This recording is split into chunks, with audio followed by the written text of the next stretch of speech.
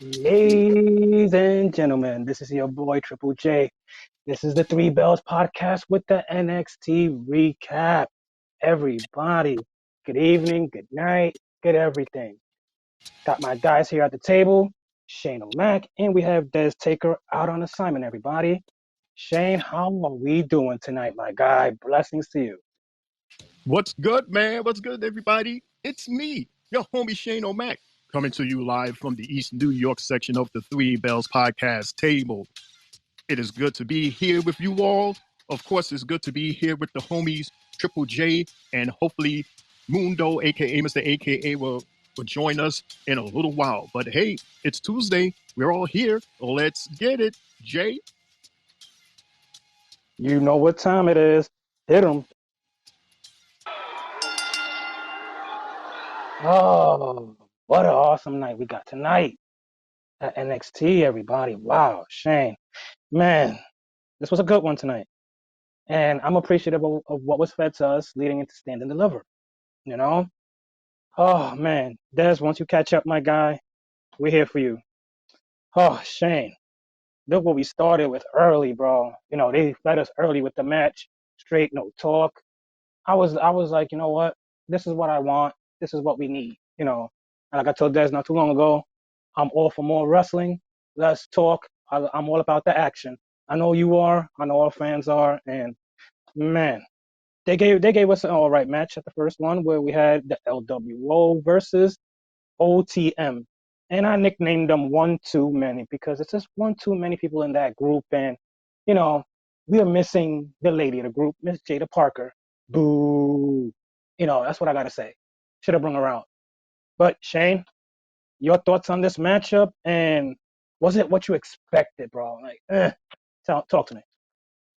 First off, I wasn't even aware that this match even was going to happen.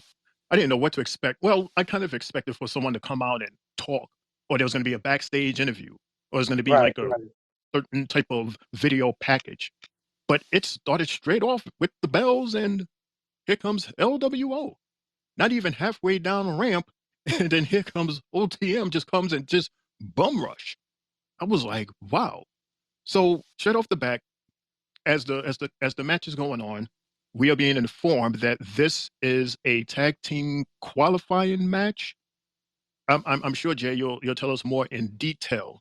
So But this was tag team eliminator match. yeah. Can you explain to everyone like before we move on, because this was the theme. This was like the first match of the theme of the night, I guess, leading into Stand and Deliver. So can you like explain to us what the qualifying matches are? Basically, they could have three qualifying matches featuring six different tag teams over the next couple of weeks, which, you know, the winner of all three matches will have a triple threat, and the winner will go on to face the Wolf Dogs at Stand and Deliver, the night of the after morning of, you know, WrestleMania day night one. And Stand and Deliver is basically NXT's Mania. Yes. Yes, it is. Basically, that's their WrestleMania. Okay. And what we witnessed tonight, or what we're talking about right now, this would be the first qualifying match of this tournament, correct? Correct. This is the first one that they announced, and we got it tonight. And it was with LWO versus OTM. And this was basically speed from LWO versus power from OTM. I mean, you got to give OTM credit. They are some, there's some big, strong, powerful dudes. And LWO, they're just a little bit faster. And, once again, LWO, they given us the aerial gymnastics with while going almost 30 feet in the air out into the ring, and then finishes up with a 450 move, which was pretty cool. All in all, considering who both of these teams are, I thought they delivered. They delivered a good match. I thought it was a good opener. And the whole time, the Wolf Dogs, I don't even know if we can even still call them Wolf Dogs because they don't have a graphic. They're not announced as that. So it's not even official. So it's still like unofficial Wolf Dogs with Baron Corbin and Braun Breaker. They were standing like on a balcony with their titles, just watching and smiling and chilling and profiling. But all in all, it was a good match. It was a good opener. And now LWO, they win, and I guess they will advance. Congratulations. Olale! All right, bro. Like, honestly, my thoughts with this match, I looked at it like, bro, I'm not a fan of OTM because, they're two brolic guys that you expect to be in there and just mauling the dog shit out of LWO because they're little. Like, bro, I expected them to dog pound them easily, but they don't show me that. And that really, pisses me off that they have no momentum and they continuously show me that they lose. And did you catch that botch that happened when Cruz hit him with the Hurricane Rana and Price fell one way and twisted his body to the corner of the ropes? You caught that one? No, I didn't. Like, was that like was that noticeable, or was it like It, just a it, tiny one? it was literally right before the end of like in the middle of the match, towards the end of it. He did the Hurricane Rana. He went to the left side of the ropes, and Price went to the right side. But instead of just falling into the side pole, he fell to the side ropes and then turned his body over to that edge of the ropes and just dropped his body down.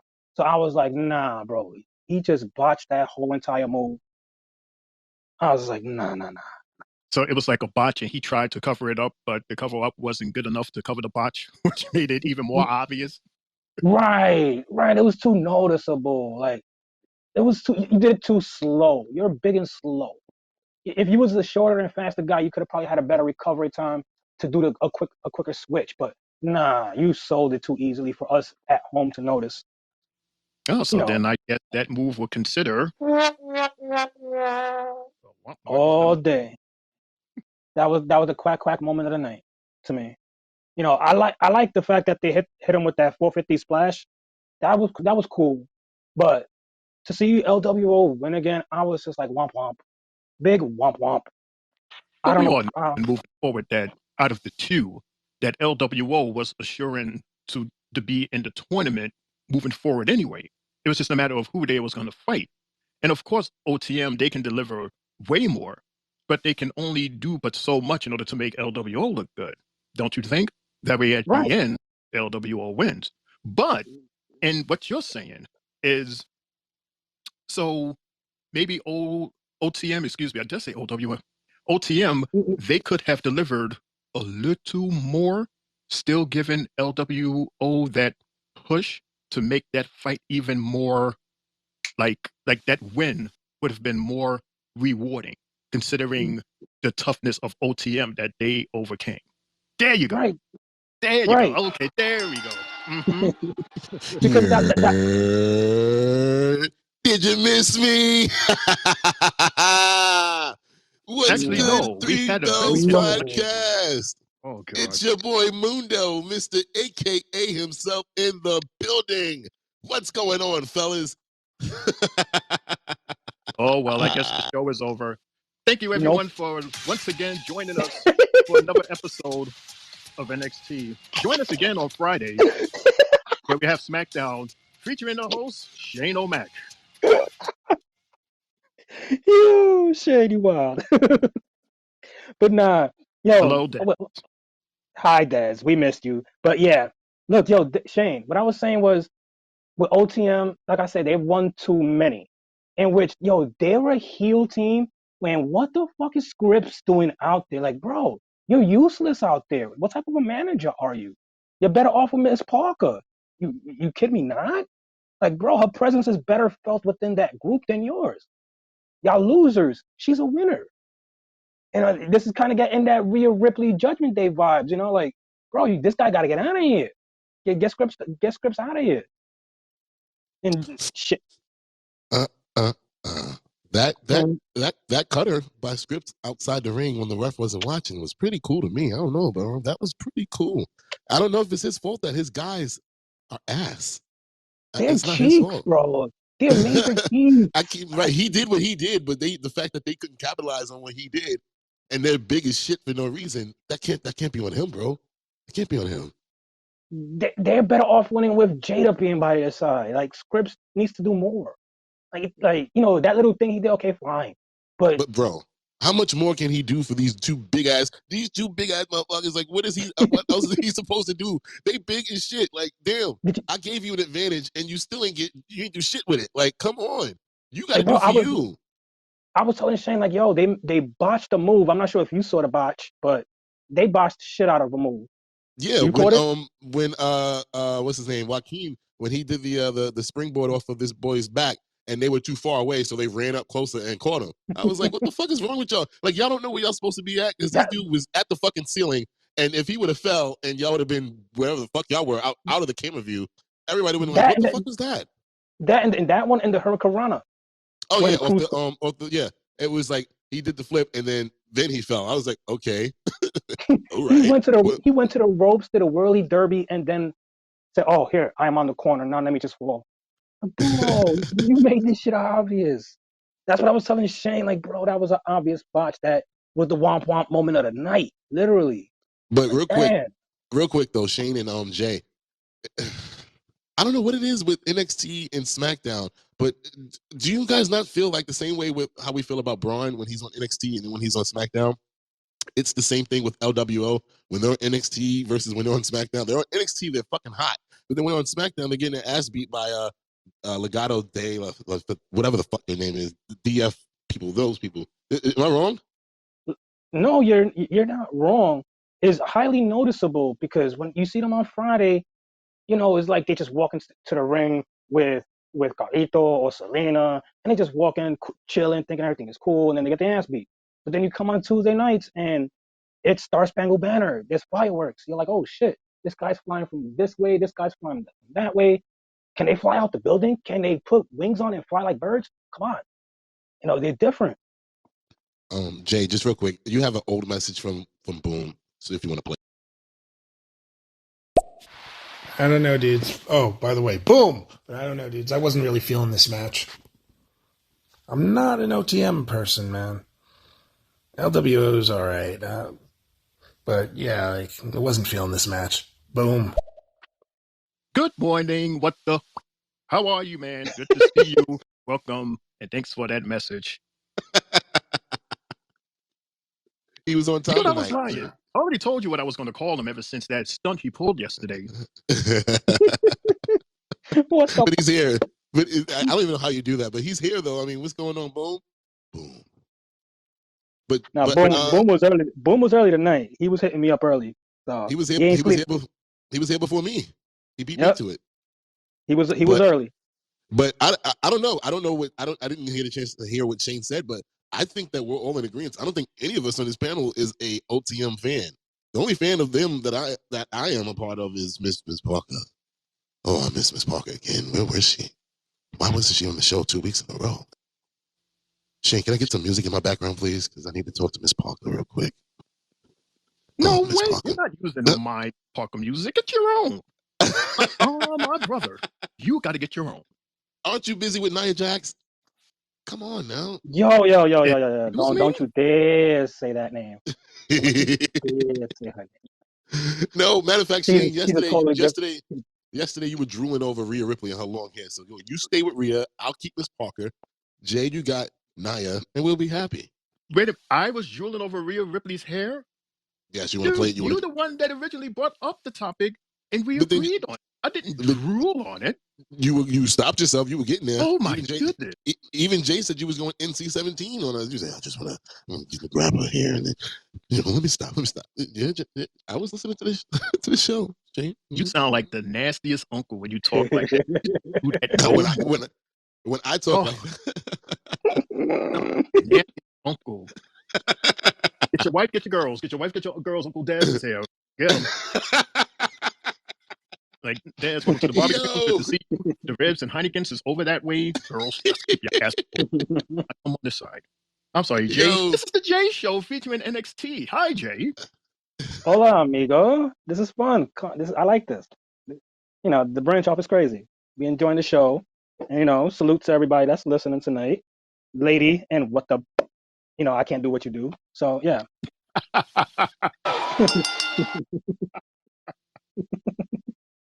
You're ashamed. Too much. But, yo, we got a promo in the back where Obafemi was coming and they was asking him like, "Yo, how you feeling about fighting Mr. Jensen?" And we see, you know, he was supremely confident, and Jensen was like, "Say it to my face, say it to my face." And here comes Brooks like, "Bro, stop it, please, don't." And Oba's like, better get your man, because I'm gonna hurt him. I thought that was kind of an okay setup for what was stemming on for later on in the night. Guys, do you like this type of a promo where we got it from the outside coming in the building? Shane, I'm gonna start with you and then Des. Yeah, that was cool for you to take it out of the traditional, backstage and in the ring. It was cool to see them out in the parking lot, just to give it like a different feeling to it, making it more open. In terms of Mr. I Eat Me Spinach Jensen, it's like, little boy, you really need to stay out of grown folks' business. I mean, just the way you stepped up to Mr. Femi alone in the parking lot when he was distracted talking to grown folks. He was talking grown folks' business, and here your little ass come, acting all tough. This is supposed to be a reminder as to how tough you are and a reminder as to what's going to happen later on tonight. Ooh, I'm so scared. The camera crew was so scared they were shaking and had all these people coming and break it up, and even your big brother was there. And it was like, get your boy. Exactly. Your boy. Because Mr. Femi is a grown-ass man. Not only a grown-ass man, but he is a champion. And we're going to talk about that later tonight. Prove me right. Des or anyone else? Yeah, I enjoy the different aspects that we're getting in the production, of all the shows, and not just getting the typical walk in. Oh, they came in this afternoon or whatever that nature, but for them to have a confrontation right then and there. Jay, real quick, because I was trying to remember throughout the show, but I couldn't. Who Brooks is whose son again? I know you mentioned it. Who's his father? Bull Buchanan. Okay, there we go. I just couldn't remember for the life of me. But yeah, he was clearly out of his league. I mean, he's fucking out of he's crazy. And then to try to poke the bear like that, that wasn't smart.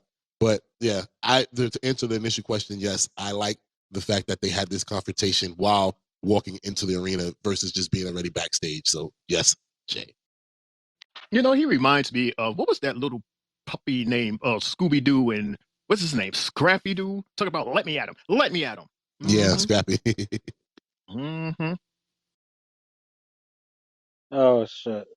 Yeah, but then after that they gave us Roxanne Perez vignette from last week. We already know she went rogue. She went X-Men on everybody. And straight after that, they headed us into another promo with Chase U talking in the back. Chase was with Thea. And, he's just more or less letting her know, like, we're going to have your back. I'm always here for you if you want to talk. And she's not, in the beginning, you could see that she's not paying too much attention. She's more worried about JC Jane and Jasmine and them hanging out and calling her an influencer because she don't got nobody to be there to fight for her to be her tag team partner later on in the night. And she's like, I got some friends, but here comes Miss Kalani Jordan, Miss Little Princess over here, saying I'll be your tag team partner. I'm not gonna get too much into it, but guys, do you feel that maybe Thea needs to just go crazy again? Like, I don't know. Is it me? I don't know. I feel her old way was better, but I'm gonna just leave that question for later on. And we have another promo where it's Roxy in the middle of the ring talking. I'm gonna leave this up to you guys to talk about it and let me know what were your thoughts on it. Des, I'm gonna hit you up with it first, and then Shane. Roxy, Roxy, Roxy. Oh, I love me some Roxy, especially heel Roxy. I love you because you keep it real. Like she said, the days of her being excited to be here and happy go lucky and all that, it's over. It's done with. She's sick and tired of playing by the rules because you don't win. You always get effed over, basically. And the way she's feeling, it's been boiling for months, damn near a year, freaking over a year since she dropped down into the ring and was injured. because of carrying that goddamn NXT women's division for 4 months on her back by herself because nobody else can cut it. And you know what? I felt for her. Then she was like, people didn't give a shit about me. All they cared about was Tiffy Time and Becky Lynch. And numerous other champions that came in and had her title and passing around her title while she was out. And then when she came back and she didn't get the opportunities to get the belt that she never lost back. She even mentioned Indy Hartwell, who's doing absolutely nothing on Monday Night Raw right now. But she got a call up after she got the title. But yet Roxy is still on NXT trying to get her belt back. It's bullshit. A bullshit. She was mad because those fickle-ass fans down in Florida, they weren't supporting her. But then when she decides to go rogue, then they're cheering for her. She's like, fuck that. Screw you, grandma, screw you, little baby. I don't like y'all because you didn't have my back when I needed y'all the most. And she laid out all the different type of stipulation matches that she's been in the last year. And still she wasn't given the opportunity. And then when she finally got the opportunity, it was stolen by a late entrant. And then she never got a rematch. Some bullshit. I really feel for her. Roxy is another one. Is she really a heel? Or is she really just explaining herself and being looked at by the fans the wrong way? Because you get tired of it after a while. Everybody gets tired, and you defend yourself. And, people don't like the change in attitude, but it is what it is. She said it. Breaking the rules and doing things her way. That's how she has to approach it now. That's how she gets things done. And then she called out Ava. She was like, Ava, bring your ass out here. Come on. I got rid of this bitch. I hurt her. Now it's time for you to strip her of her title like you guys did to me months ago and give me that damn belt. It's mine. And I felt her. Shane? Wow. I mean, Des, you pretty much nailed every hole in the in the whole segment. There's nothing else to say except to we totally agree. And the fact that Tatum came out and tried to attack her, or I guess he got a hit or two, and Ava was saying something over the microphone. Obviously nobody was paying her no attention because Tatum kept on trying to attack her anyway. And it just cut to commercial or something, which I thought was kind of weird. It was like he was in a car and just ran into a wall with that segment rather than, at least having Ava finishing her point and then if anything setting up that match. But I don't know, that's just me. But yeah, Roxanne, she's one of those people that may come off as, a heel or a bad person. But just like with Drew, she has every reason to feel the way that she feels. And she was given a lot of receipts. The promo was, a bit long for a lot of people, but they really wasn't listening to what she was saying or the nuggets that she was giving as to why she was so mad and why she did what she did to Lyra. What was that, last week? So it's like, yeah, I understand. Something that you work very hard for was just taken away from you, and then you try to get it back, and you are not given the opportunity that you deserve. You deserve this. So of course you're gonna raise hell because they put you in hell. So I understand, Roxanne. And hey, keep the fight, girl. Keep the fight until you get what you want to get. We're gonna stay tuned on this. Real quick, Jay, Shane, do you guys not agree with her though? She had a one-on-one match at a pay-per-view, and then this chick decides to come into the match and make it a triple threat match out of nowhere, and then cost her the chance to win the belt. So you don't think that Lyra should have acknowledged the fact that someone entered into the match that wasn't a part, initially a part of it, and should have been like, okay, you know what?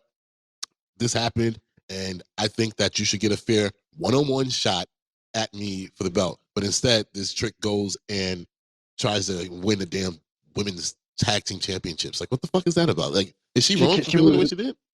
No, yo, Des. It kind of looks like she was on her Drew McIntyre shit. Like, yo, you're worried about other things but your championship. Yep. I noticed that shit. Really, really with that shit. And Roxy's the Drew. Right? Hell yeah. And, you can see the. Make your point. Go ahead. I'm sorry. No, I'm sorry. I'm saying you can see the crowd giving the similar Drew vibes, cheering her in between, and still with a little bit of booze in the background from it. It was a mixed vibe. And like you I could said tell last night, the jeering. That's the cheering and booing together. Yeah. And I honestly thought that she was hitting it on the cue with everything that she was saying to Lyra and to Becky and to Indy and to Tiffy. She was naming every single name that was put ahead of her, Mm-hmm. and you know, I'm looking at it like she deserves her shot. That Mm-hmm. A it's fair shot. yeah, a fair one-on-one. But she can't be mad that Lola did have that breakout, little clause, little money in the bank thingy, and she cashed it in at that time. She can't be, But So I think I, she'll have to take that out on Lola herself separately after, since Valkyria won that match. Like you said, Valkyria should have just said, you know what, now we could get all one-on-one, but obviously she put her direction in another way. And Des, was this the first time we got music from Ava? Her theme song tonight? yeah, I was trying to figure out what the hell. Like, in my head, I'm like, all right, obviously they give you an option of whatever the hell you want to come out to. So I was just like, what's this? I still haven't really digested it yet. Maybe I'll get a chance to do that tomorrow. But yeah, it was different. I liked it, and I also liked her approach to her and letting her know, like, look, you got to accomplish things, you got to get to things, and do things, but don't interrupt me when I'm talking. Yeah, Ava the fans hates went. that. Ava hates that shit. Well, the Everybody fans went tries to cut crazy. her. The fans went Yeah, crazy on that one. There's a ooh.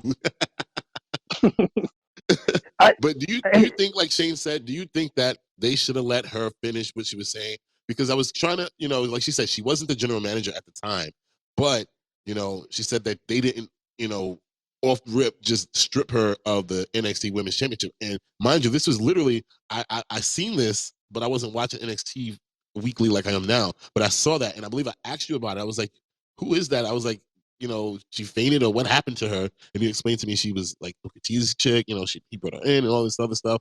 So, but I wasn't aware that she was the champion at the time. And then eventually, like Ava was saying before she got interrupted, that they vacated the belt. But I think that maybe the Tatum thing, I don't know. Like Shane said, it was weird. It just stopped. It was so weird. Tatum playing her way into it is like, she's trying to stand up for her idol, person she looks up to. But like I said, she's a little ace in the hole for Lyra on the low, and she's gonna be lurking regardless. But it was just weird how she popped out the audience, and Ava's like, hold up, you're not gonna interrupt my time again, And she winds up getting hit and dropped to the floor, and then you see the evil face again from Roxy, and you're like, oh shit, you don't want to continue bringing out all of that meanness from her, because the next person she beats up, it's gonna be brutal. I could see it where this rage mode that she has continues and it doesn't stop. She's gonna find her way back to the belt eventually. And I'm all for seeing it. Trust me. I know what the boom doesn't really like her like that, but bro, we here on the panel, we all for the heel shit with Roxy as long as she's playing her cards right. Ugh. After that, we got a match with Mr. Stone and Message. Lex. Oh god. So, this match happened at a live event that I saw, although Jensen was the heel and Femi was the face, believe it or not. And this was like the first time he defended his North American title right after winning it, but it was at a live event here in Florida. Boom! Okay, cool. Now we know. But like I said, this leads into the next match, in which we have Mr. Stone against Lexus King. Hmm. Before the match started, we got a promo with the family, and that was a cool promo. It gave me mafia vibes within that promo, and I would like your guys' thoughts on it, Shane and Des. Let me know what your thoughts on that one. This was an interesting backstage uh, little conversation that they had at Big Dom's restaurant. So what I got was Dragunov was just basically saying, Don, yeah, I understand that, you got everything. But you see this right here, this NXT title right here, this is all I got. This is all I got. So I'm gonna fight you for this. You're talking to a Big Dom, and we all know what happened with Big Doms. Trust me, I've seen Goodfellas, I seen Casino. So everyone knows better than to talk to a boss like that. But when you have nothing but this thing here, I'm going to talk to you however I want to, and I'm going to do whatever it takes for me to keep this. Everything you have, you keep all that. I just want to keep this. It's very interesting. That's what I got from that little conversation at the table before things took the turn. Old mafia, good old mafia style. All in all, I like I like that little story that they was telling. That was actually pretty cool. For me, man, this gave me All My Children vibes or something like that. One of those weekday stories on TV. Like I was like, okay. I mean, the vibe of it, just even the look of it was just different. But it was cool. I mean, let's see. The Don said that it feels good to call my shot and hit a home run, which he did. He did. He called his shot and he swung for the fences and he got it over. And then to learn that Stax was the one who hit the music, Tricks music, which distracted Mello and his security last week. Great game planning, pulling all the strings, paying off production so he can go ahead and do that. But yeah, I like this dynamic between the Don and Dragunov. Dragunov is not scared of anybody. He doesn't give a shit. But he said to him before everything happened, no matter what happens tonight, the Don likes you. And Dragunov's his message before that was, no matter what you do at Stand and Deliver, this title stays with me. And then I was just like, okay, hold up, what's happening? With them dragging him off or whatever like that, and then. It's good. It was really good. If for a minute you forget it's wrestling, they put you into that movie flow or whatever like that. So, Sean, you got something cooking there. I mean, guys, would y'all like to see more scenes like, I don't even want to call it a promo, but scenes like this on like a Raw or SmackDown? Could you see that? Des said, "All my children." Yeet. Oh shit. See, I'm all for it because we used to get that shit in the Attitude Era back then. Like with where the scene where they took the title and threw it over the river. So I don't mind reliving certain moments and doing certain things. And you know, you saying it felt soap opera-ish. I just felt like it was total like Shane was saying, like Goodfellas. It was such a mob vibe that you No, know it was the look of it mainly. Not even, I'm discarding the mafia situation, like just the look of it. right. Seeing these soap operas every day because I'm, at work. They come on. So yeah, that's all I was saying. All My Children hasn't been on in like 20 years, bro. I don't know, what is it, General Hospital or something? Something. One of them things is still on until today. Is it General Hospital? I don't know. Yeah, I don't know. General Hospital, I think is still on. I know Stephen A. Smith was on it. All right, so then I think it is General Hospital because I think that's Sonny. He plays Sonny or something. Somebody like. I don't know. I don't want to get into soap talk. Uh, but yeah, like what I got from it, like I said, was just that total mafia vibe, and I was feeling it. Like you said, a movie. It felt like a movie, and I'm awful for them doing it more and continuously. Just don't make it obvious and don't have the same sceneries and backgrounds. Like this one, the way they started this one was cool, and I'm appreciative of how they're doing it. They're trying things here to possibly use it later on in the Big Boy show. But then again, like I keep on saying, they're giving them chances that you know they can either excel or they could actually fail in. And in this, they're actually passing. So kudos to them on how they started this all off, and it led us into the King versus Stone match finally. Real quick, Jay. Did Talk you to me. not did you not expect when he said whatever line he said and they looked at the water? Oh wait, no. Am I jumping ahead? I'm jumping ahead. I'm on mute. Yeah. Look around, Mhm. Mundo. Look around, Mundo's on mute. Yeah.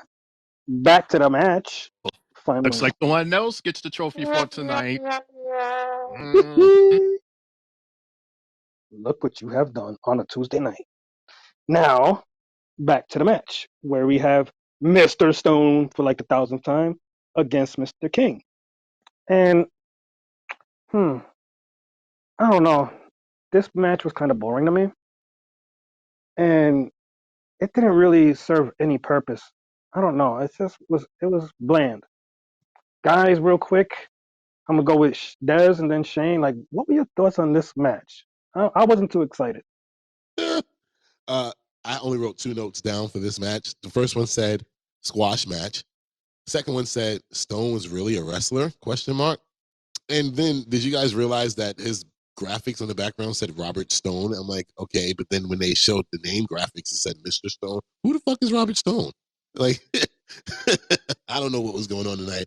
That shit was terrible. It was pointless. They could have went with another women's match or something like that. I'm not interested in this storyline that they're trying to put on us with him and Von Wagner. It's boring. It's over kids or something. I don't know. It's stupid. I'm done. Shane.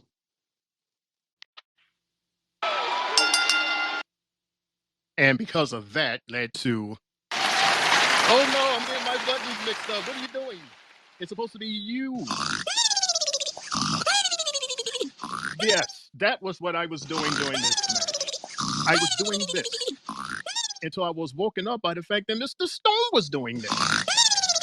And that's why Mr. Wagner decided to carry him like a baby and walk away. As the crowd was saying, feed the baby, feed the baby. That was the highlight of the entire match, was the fact that he lost and was carried out. A grown-ass man carried out like a big-ass baby. I'm going back to sleep. But seriously, Jay, was he a wrestler before? If he was, clearly he did not get over because, bruh, what the fuck? That tonight was just like, And I don't know who okayed this match to happen because if I would have seen the rehearsals, I would have been like, like Lexus doesn't even gain anything from this at all. And you have a message, by the way. All right, I'll play that, in a second. But yeah, man, like Lexus really didn't sell it to me tonight with this, and I wish he did. I wish, there was a different angle he could go in because not with Von Wagner and this guy.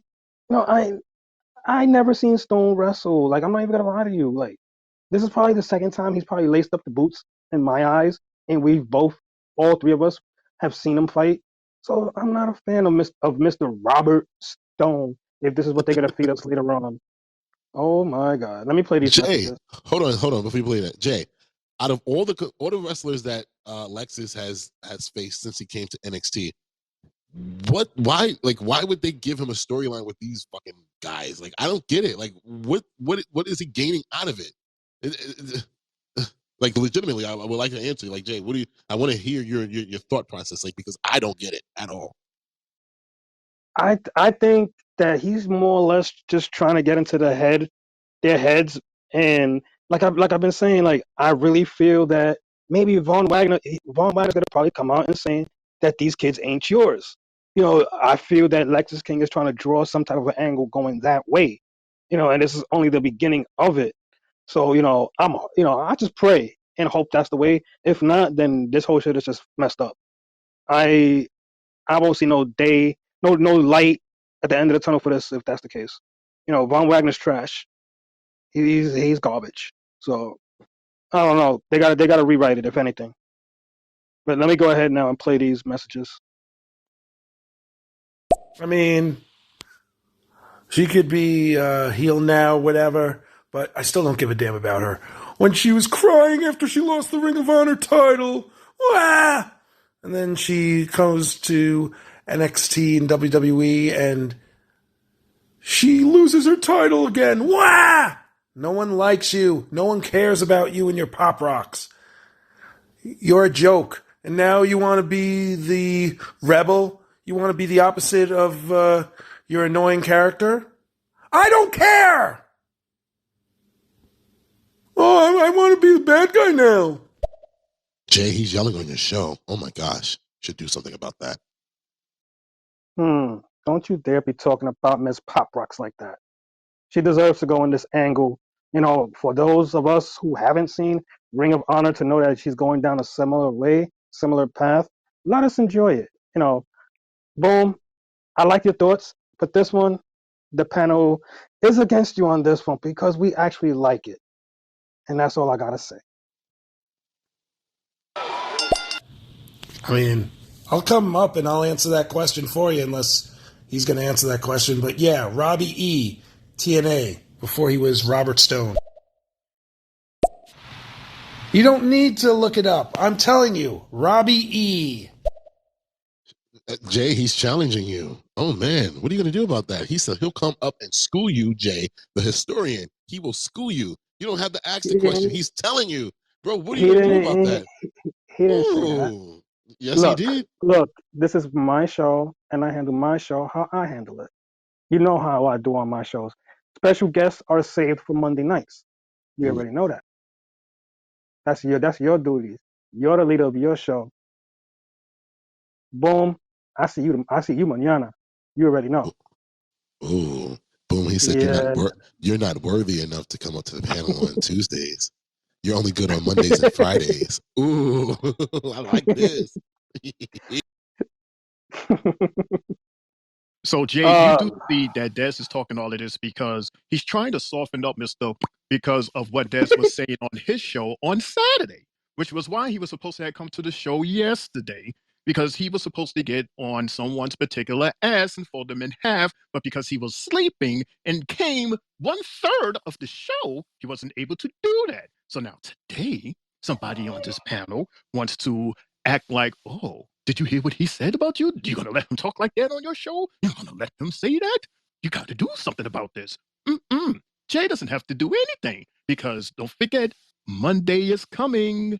And this man, if he is smart, he'll know to put his ass to sleep before the show. That way at 10:15, his ass will be up and ready because If the it's going only to be Mr. versus Mundo on if Monday only Night Raw. if only that was true. Last I checked, he wanted to come after Jay last night. After everything was done, he came after Jay. So I was just like, ooh. And then Jay said that I ruined it by throwing out the booze and all that other stuff. So I'm just right, sitting right. here. I'm right. So I'm just sitting here like, Last well, night, he's last challenging night. you. He's challenging you on your own show and telling you to, well, if I come up there, I can explain for you because clearly you don't know your history. And I'm just like, well, goddamn. Goddamn. He That's what he's I'm saying. he's just feeding us his opinion and his vibes on what we didn't know. Sorry if we didn't know that he was in Ring of Honor. Sorry, I don't watch that program. Sorry, the historian doesn't follow 8 million federations. But Sorry. I believe he was talking about Roxy, not I don't know if No, you think you said about when he was talking about Mr. Stone. That's when he said the about coming first up there. the first comment was about Roxy and her complaining about whining and character change. He was talking about Roxy first, and then he sent another message about Mr. Stone. I know that. And just like I said, I do what I want. This is my show. I run it how I run it. And if you want to play that role, go ahead. Boom can say what he want to say. I'm never gonna hate on Boom. He knows You got already. a message. You got a message. And you just want to be That's right, you just want Jay. to You be give it to him, spoon Jay. fed. That's right, Jay. You stand on your soapbox and you let them know why you mad about it. This is your show.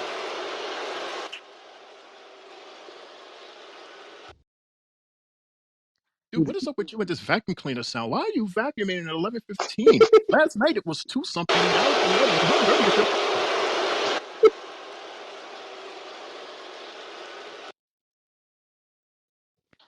What was that, Jay? I don't know. I really don't know. It just sounded like I was hearing a bad air conditioner messing up.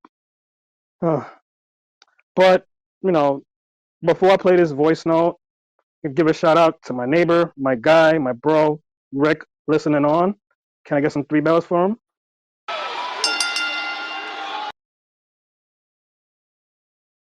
Thank you, my guy. Now I'll play this note from Mr. Boom. Not Ring of Honor, dude. TNA. TNA. And I'm not trying to steal your show. I'm just telling you, I'm just trying to help you out because you wanted to know. You said you wanted to know. So I'm telling you. Also, Shane's my new tag partner. And yeah, you'll see me tomorrow because you and I are going to dissect big business on AEW on Boom Does Wrestling. That's still a working title, though. But we'll talk about that tomorrow. Hold up, hold up, hold up, hold up. You're not stealing my tag team partner. He's been my tag team partner since January 1st. Dez is your tag team partner. Sorry, sir. Yeah, wait a minute. Where did that come from? I'm a tag team partner. What is that? Like I don't know where that came from. But I tell you what, That done hit the table so bad, you done knocked Dez's ass right off the damn table. You see that, Jay? Oh, he's back now. Yeah, you done knocked Dez out right off the table, Mr. Jay. Dez, he's already saying he doesn't want to be your tag team partner. He's trying to get my tag team partner. Come on, Dez. Why your Monday night guys got to do this to me, man? What? I'm sorry, I missed it. What you said? He said what? I missed the message. I'm sorry. Boom said that Shane was his new tag team partner. That's what he said. Well, with all honesty, you guys appointed him as my tag team partner. I already have a tag team partner, Lawan. That's my guy. You guys said that, because I invited Boom onto the show 2 weeks ago, that he was my tag team partner. And I said, why you keep assigning me tag team partners? So that's on y'all. You already know your first tag team partner, was Tristan, then Lawan, and you got Boom in the background. You already know. Come on, he's your Paul Heyman right now. I look again. You guys keep assigning me tag team partners.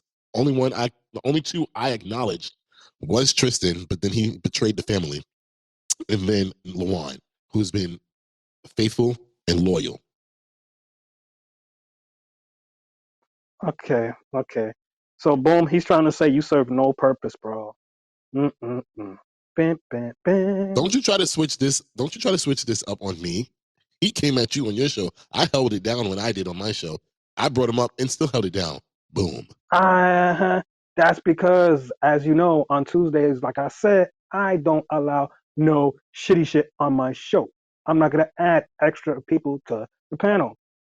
That's just how I flow. If y'all guys want to add, y'all add yourselves. Y'all do plus ones on your Ain't own. nothing wrong with that. You do what you do on your show, bro. Exactamundo. I said that from the beginning. This is the minor league. I told Boom that he's not worthy enough to be on your show. That's all I said after that. Come on. This is not Wayne's World. Come on. Party time. But, in between everything now that we're getting back to wrestling talk, they had a little segment in which Mr. Paul Logan announced that SummerSlam will be coming to Cleveland Browns Stadium this August. Wow. To those who actually watched it, kudos to everybody that watched it, but I caught on to that late. I was already thinking about trying to go to Cleveland, but those plans have been derailed. Okay. After that, we were hit with another Oba Femi promo in which Shots he was fired. No. Yeah. I was just yeah. It's okay. I still love you. I can't help it. I would have did it. I would have look. I was interested. Once you told me the date, I was like, damn. If it was any other date, I would be like, fuck it, let's do it. It's not that far. It's far, but not that far. It's the same thing as if we were driving like to North Carolina or something. I would have did it. Oh man. Des, I got to give you another for tonight because, dude, you are totally telling on yourself tonight.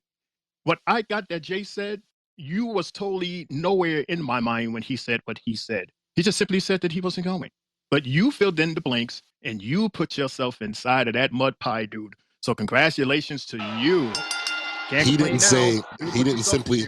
simply say he wasn't going. He said plans changed. And I'm like, yeah, I would have did it, but I'm not going to be here. So that, and like I said, I would have been down to do it. I would have been down to do it. We didn't need to know all of that. We didn't need to know all of that. He didn't say anything about you and all of that. That was in a private chat and you put it out there. But Shane, we laughed it off. There's no hurt feelings. We laughed it off. It's all love. We laughed it off. So Shane, womp, womp, womp to you. Because then you want to cry victim. It's like, no, I already told you why you couldn't do it. Jay. Womp, womp, womp. So, ladies and gentlemen, you heard it here first. During SummerSlam week, Mr. Dez Taker will be on assignment. Okay. Now, we got a promo from Mr. Obafemi, a second one in which he sounded as if he was ready to, kill the pig, put it to roast, and eat it. The way he was talking, and Mr. Dijak comes and says, when you're finished playing around, we'll see if you're a real champ. So now we have a preview of the North American title match that could possibly be taking place as Stand and Deliver between Oba and Dijak. Guys, are you for this match? Actually, do you want to see Dijak against Oba? Shane, I'm gonna start with you and then Des. Dijaks, you're like everybody else. For some reason, everybody is like sticking their noses in other people's business. Is that the season that we're in right now? Hello, Mr. Dai. You got this crazy lunatic guy that is floating over your forehead named Gacy. And he will pop up at any time. And meanwhile, here you go with your chest popped out of your vest, talking about, come see me, come see me. I mean, it was like, who the hell are you? Like, I got better things to worry about you. And don't you got other things that you need to worry about? I mean, yeah, it would be interesting to see them two fight, but he still got unfinished business with Mr. Gacy, don't you think? And for that exact reason, hell yeah, I want to see this match. I mean, again, Dijak was someone that all three of us was like, what? We weren't even behind it. We weren't buying it until this current feud with Gacy. I would definitely want to see the match, even though I know the match probably would end with Gacy somehow getting involved and costing him and leading to their match at Stand and Deliver. But yeah, I would love to see what it would look like, in the ring and up until that situation when Gacy interferes somehow, some way, just to see how Dijak sizes up with Oba for sure. Jay, Let me make this one thing clear. I'm not saying that I don't like Dijak. I like Dijak. And I also like Gacy. And I also like Mr. Femi. I'm just saying, first of all, dude, you still got this over here to worry about. And secondly, make it make sense that these two guys, Uba and Dijax, has a match at Stand and Deliver. Don't just throw it in there because they had this little promo today. Make it more believable. That way the win will be more deserving. You understand what I'm saying? Am I making sense? of course, you make sense. I mean, me personally, I didn't think that you didn't make sense. And you didn't. Yeah, we all said that we liked Dijak too, but like I said, I think the match between him and Oba would lead to a third match with Gacy and Dijak at Stand and Deliver. So we won't get a conclusion to that match. A rightful conclusion. It'll be an interference conclusion. But yeah, yeah, you're good, Shane. You're all good. Yeah. And on that note, I just want to give you Jay's tidbit of the night concerning Obafemi. He was a student athlete in track and field, and where he won several medals and earned a scholarship to Middle Tennessee State University, winning the Conference USA title. Also, he transferred to the University of Alabama in the summer of 2019, where he won the shot put title at the SEC Indoor Track and Field Championships in 21 and 22, guys. So now we see, where he gets at least some of his speed from and his power to just toss people in the ring. That comes from him being a shot put guy. Guys, did y'all even think that with the way he actually wrestles and what he does, that he was actually in track and field? Shane and Des? Now that you mention that, it all makes sense. It fits perfectly, just like Kurt Angle. It all fits perfectly. I'm so glad that you mentioned that. That is an awesome tidbit. And now we can look at Uba even with a more clearer and better eye, because some of the things that he's bringing in the ring is from his real life. This is some real shit that he's doing here. This is not something that was developed in WWE. He brought it into WWE, and I think that is absolutely awesome. And that's more plus points for me, man. Awesome. I literally echo everything Shane just said, to the T. Echo it completely. And ladies and gentlemen, boys and girls of the Three Bells podcast, that was Jay's tidbit of the night. Jay? Why, thank you, my guys. Yeah, Jay, Shane, you hired Des to do that? That's pretty interesting. hey, it fitted in. I like I'm, it. I'm just helping my brother out. I know that, we all have the special news clips, music and behind that, and did you know, and all that extra stuff. So why not? He's the bro. He's part of the Three Bells. We got to give him his shine. And I really, really love that name, Jay. Like, really love it. Like Yeah, he just Lawan like said to say last tidbit. night. That's like why he did Lawan that said, tidbit.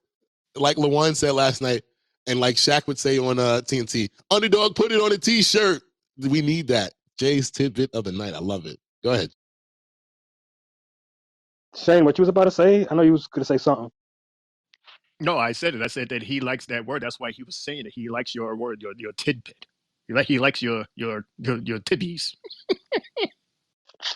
Okay, now Shane, what the hell is wrong with you, Shane? It He likes reminds me your of big ass tibbies. no, hell no, no, hell no. It reminds me of EJ's Nito stat of the night. That's what I get from it. It's cool. It's Triple J's tidbits of the Do you like big night. quarters on those tibbies, or you like the little pennies or the little raisinets on his tibbies? Yo, Shane, go to hell.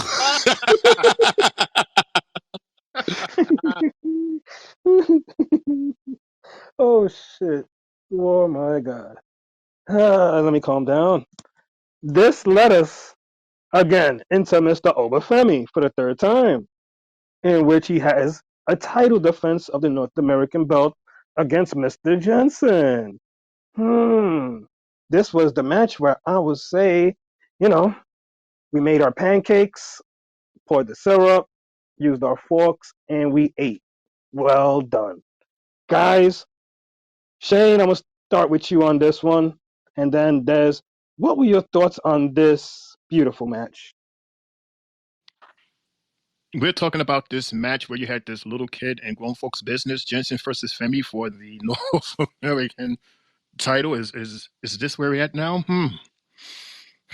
With his big brother Briggs watching backstage, throwing a fit because he can't believe what he is watching. And he couldn't stand it so much that he said, "You know what? I gotta come out there. I'm gonna come out. I gotta stop this. I can't take this no more." So he goes out there. He stands there in the side of the ring, and Uber, he's just smiling. Uber was doing more smiling than the blows that Jensen landed on him. He did very little moves to defend himself because Uber was just too powerful. Uber was lifting this guy, putting him over his shoulder, and was throwing him like he was doing 3-pointers. And he did it more than once. And then the whole time he's looking at Briggs and he's just smiling. He was having so much fun doing this. I mean, he was folding this guy in half every which way. It was like, even the announcers was like, look at them. They're just playing with him now. I mean, they're just playing with this guy. It was so enjoyable. It is so enjoyable to me when you see someone that has all of this mouth, all of, and then I'm going to come in and I'm going to pick your way up, and I'm going to do this, and I'm going to take the belt out of you, and I'm going to build this. And he's like, okay, come on, little boy, let's do it. And this is what we got. So now what's going to happen? Are you going to sit down? Are you going to shut up? Or are you going to talk some more crap so I can give you a round of ass whooping? Whew. It's time to party.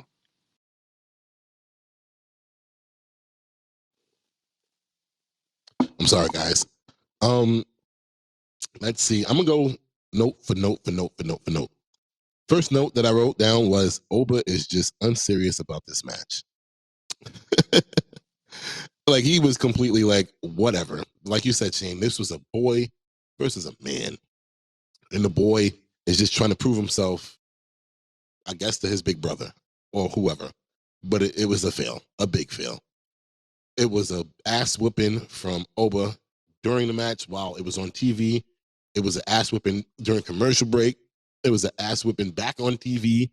Like all we were missing was what Gunther did the other night against Dom, where he pinned him and picked his head up to stop the count. Because it's like, nah, F that. I got more ass whipping for you. I mean, my God.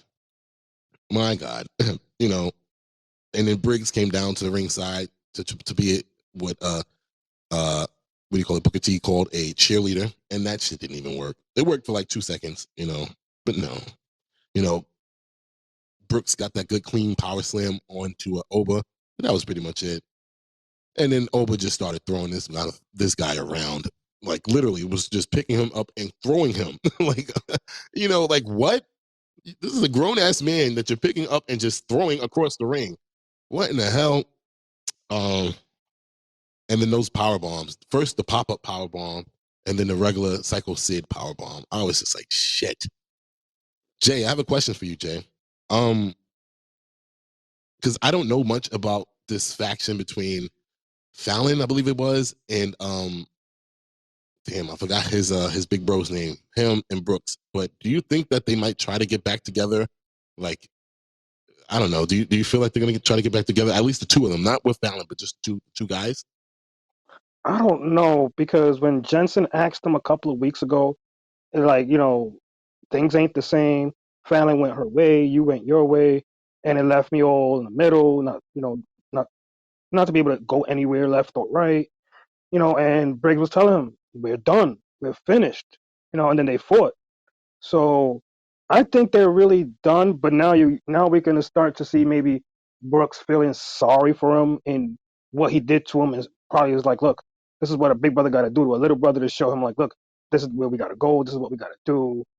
And maybe they'll be back in the tag team scene. I don't know, but I'd hope they go their separate ways and we can see one being the JBL way and then maybe one being in his father's routes, his father's footsteps. Let's just see between all of that. Let me All play right. this. No. I was instructed by the messenger not to play the message. It was a mistake, so don't play the message. Why? It's my show. I know, but I'm telling you that I got a separate message outside of this for you not to play the message. It was a mistake. Do not play the message. Holly buried him, racing. And he plays it. I messed up. Disregard. And Jay plays the message anyway. Wow. Like I said, I was gonna still play it. Sorry. I told you that I got a message outside of this in real life to not play the message. I thought you was joking. Sorry. There was seriousness in my tone. I was serious. Sorry. Jesus. But yeah, Oba destroyed him.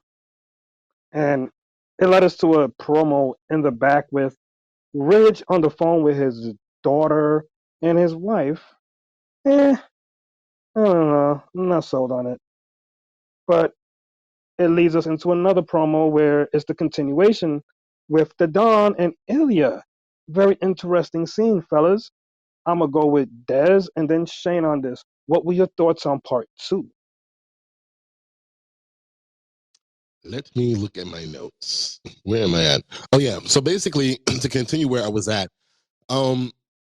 Jay, with with the scene on the bridge and everything of that nature, I felt like the only thing that they were missing was the line that Tony D'Angelo could have said was sleeping with the fishes. Because they literally were like right there. Shouldn't he have said that, Jay? Would like to ask for us to bringing back the old Attitude Era promo? No. I'm just saying, because you guys were talking about how y'all got a mafia feel out of it and movie feel, like I said. And in those movies, the mafia, their thing is whenever they take someone that they don't like or against them, they throw them into the water and they say that they're sleeping with the fishes. So I'm saying, like, I think that line should have been said, as an understanding, like, look, this is the power that I have. You may be the champion, but at the snap of my finger, I can make this happen to you. So that's how I feel about that return to that promo. Oh, that is so racist. Just because an Italian has a guy on the bridge, it doesn't mean that it warrants a statement to say, put you in the water with the fishes. So what? But then, yeah, I thought that he was just going to throw his ass overboard because that's what we expect. Because why are we out there? Why did you drive him all the way out there specifically at that spot? How come you couldn't drive him out into a desert? Or how come you couldn't put him on a rooftop? Or how about just have the whole scene right there and then? You got me locked in this trunk, think you're going to take me somewhere and off me off, just to bring me out here to a bridge and say your little thing and say, walk home, take yourself where you need to go? Yeah, all right, well. Shane. Mundo. I mean, it was funny. You didn't find it funny when he told him to walk home from wherever the hell they were? That was hilarious. He's like, okay, now walk your ass home from wherever we are.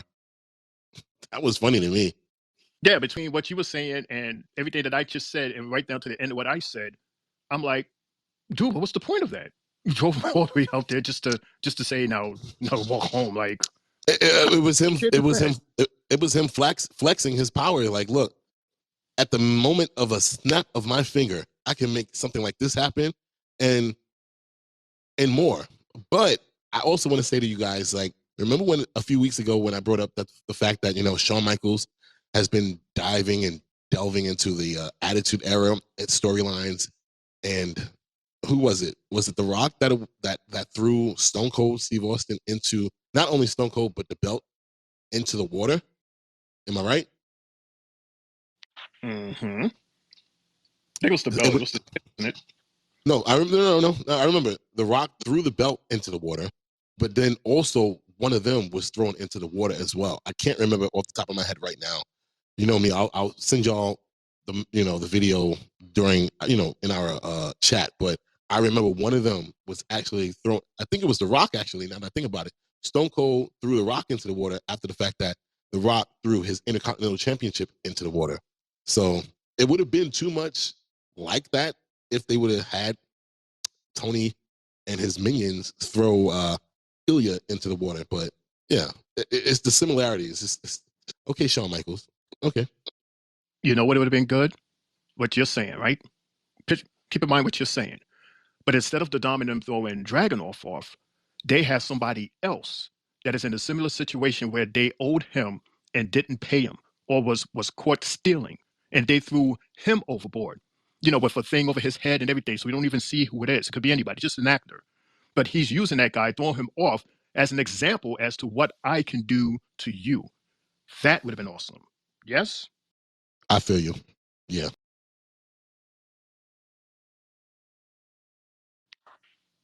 Good morning, Jay. Yes, good morning. We're almost there in like the next 15 and a half minutes. This led us into Miss Gigi Dolan fighting Ariana Grace, aka Santino Morella's daughter. And, oh my God, this match was weird, but it ended so funny that I only wrote 2 words, and I'm gonna wait for you guys to talk about it because I'll tell you the 2 words that I said, because this was kind of funny. Shane and Des, what were your thoughts on the ladies' night match? It seems to me that this Ariana Grace woman is playing tricks. Another theme that's going on here in the WWE, where you have this girl playing this, oh, I'm pretty and beautiful and no violence, this and the third. And then when she gets in the ring, she was playing that same stitch, but then something happened. And we got like this real serious fighting Ariana. Like she was actually fighting. I was like, okay, she was, she was giving it. She was giving it. Now, this whole thing with the whole hitting between the legs, I was like, what did they hit the lips or something? Like there's a rule against like hitting the lips?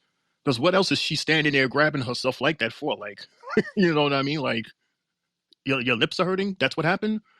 But yeah, this was an interesting match. It wasn't the top match of the night, but it was interesting because through my eyes, this was the first time that I've seen or can remember seeing Ariana fight, and I see her as like a good competitor.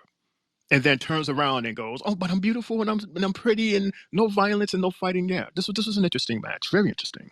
Mm-hmm. All right. Again, I'm gonna read off exactly what I wrote down. The first the first note that I wrote was again, this was an interesting match. It was a weird match. The second note that I wrote was did I miss something? And the third note that I wrote was, does Ariana have balls? Like, what?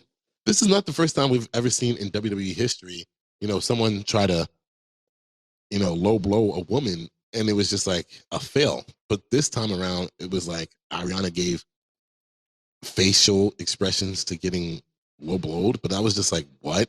That made absolutely no sense to me. Regardless of what Vic tried to say, a low blow is a low blow. No, no, it's not. Low blow, try it. Low blow your sister, your mom, your cousin, or somebody of that nature, and see what their reaction is. It wouldn't be shit. Now, then try to low blow your pops, your brother, your cousin, your boy cousin, or something like that, and see if the reaction is the same. Like, I was completely lost on that one right there.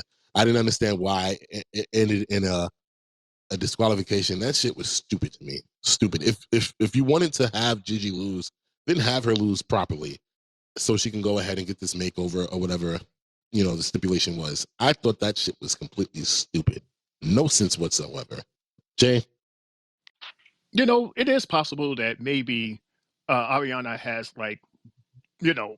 big hanging labia. I mean, it's possible. You hit her in a certain way, and that shit will probably hurt like hitting one of us in the nuts. I can see that happening. However, that being the disqualification, that was the weird part. But I feel your Shane. pain, Des. Shane, give Mundo. us a complete dictionary explanation of the word that you just said so we can make it make sense. Because again, we've seen people trying to low blow a woman before and it didn't affect them. It was just like, okay, I don't have balls. Please give us an explanation of that. No, I mean, the labia is basically, the vagina lips. But I'm saying if she has big, vagina lips and you hitting them hard like that, maybe it would hurt. That's why I'm saying maybe. I don't know for sure. I'm just thinking maybe. I'm not saying that she has balls either. Because trust me, if she had balls and you got hit like that, then I think it would have been far worse pain than that. Oh, I don't know. Maybe she does have balls. Maybe the referee knows that she has balls, and that's why they disqualify her. Hell, I don't know. Or we know that either way, it was a weird reason to disqualify the match because of that. Like I've never seen that either as a reason to disqualify a woman. Right. It was so weird. It was like, what? Like literally, I only wrote three things down, 3 notes down on this match, and I was so confused. So confused. Jay?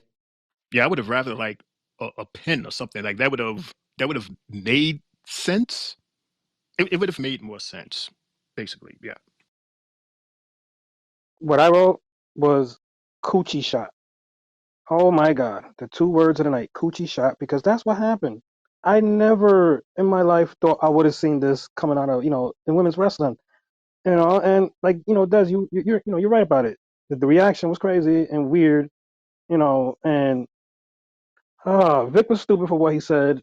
So we gotta take it for what it is because honestly, when I was watching that match, it wasn't as fast as I wanted it to be. The pace was kind of slow and steady. Like as you can still tell Ariana needs a lot of work with her move set and everything.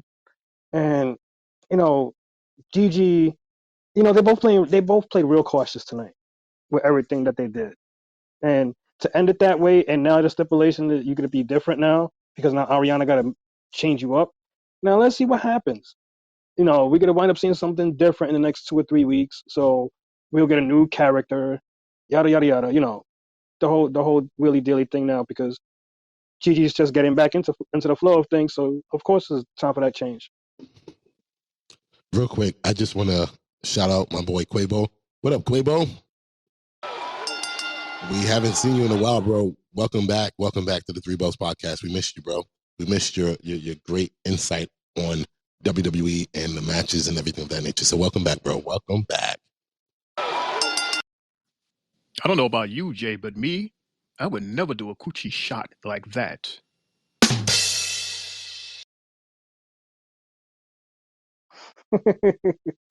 Oh God.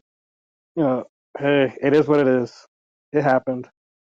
But we get another promo where Carmen Petrovic and Sol Ruka are in the back talking, and here comes Shane's mamacita, Miss Lola Vice, and she comes and she schools them.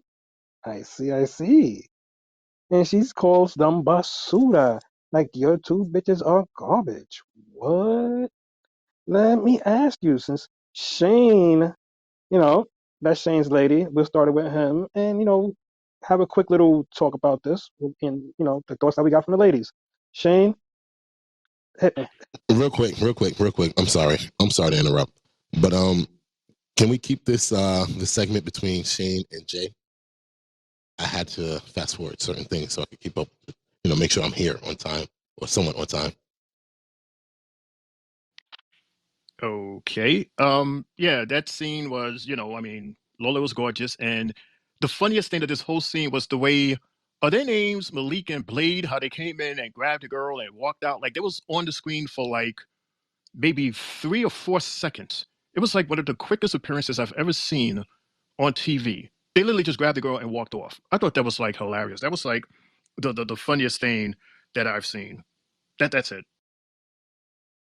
Yeah, because the old girl came in there all hype, like, you stood up to Lola. Oh my God, you're an inspiration. She looks like she needs to be in the tag team with Thea Hale. And that's what I say. And for my time, I yield my time to Red Stereo Ranger. Jay, if you could play his message. Hey, it's the Three Bells podcast. Ding, ding, ding, ding. Let's go. Let's go. What's going on, fellas? What's going on? Triple J, Shane O'Mac, and Mundo, of course. Y'all holding it down. We actually just finished recording in the Four Corners of Wrestling, so make sure y'all check that out. We definitely went in on some NXT, definitely went in on some AEW, and Candice LeRae was not safe either. So, yeah, man. Roxy P, though, I thought that was a great promo that you did, especially with you making fun of Ava and her lispy ways. So, definitely had an interesting time watching NXT while we were recording. But shout outs to you fellas. Congrats on this show. I would say top 5 wrestling podcasts on stereo by far. Y'all got a great mix, and I'm sitting back and listening. Boom. Um, uh, Red Stereo Ranger, aka Quavo.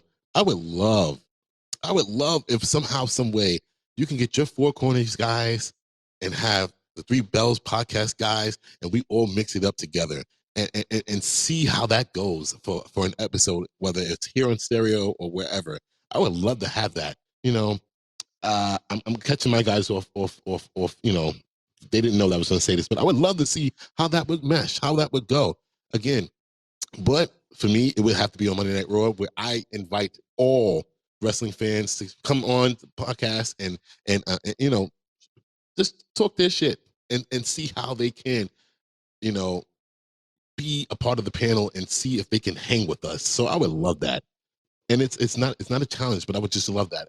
I want to hear more wrestling minds and their thoughts of what's going on currently in the WWE. So I would love that. Jay, But, Red Ranger, the offer's out there. The man with the same name as me, Mr. Jose, is out there. I would be welcome to it. As you know, there could only be 6 of us on the panel, so someone might be excluded out, especially if Ranger has 4 guys and we got 3. So more or less, it would have to fit maybe just 3-on-3 talk, and maybe one on the outside looking in. But trust me, we here at the Three Bells, we welcome you guys. And if we got to start here and then, take it to your YouTube page down the line in the near future, we'll do it that way. The mergers can begin. I love it.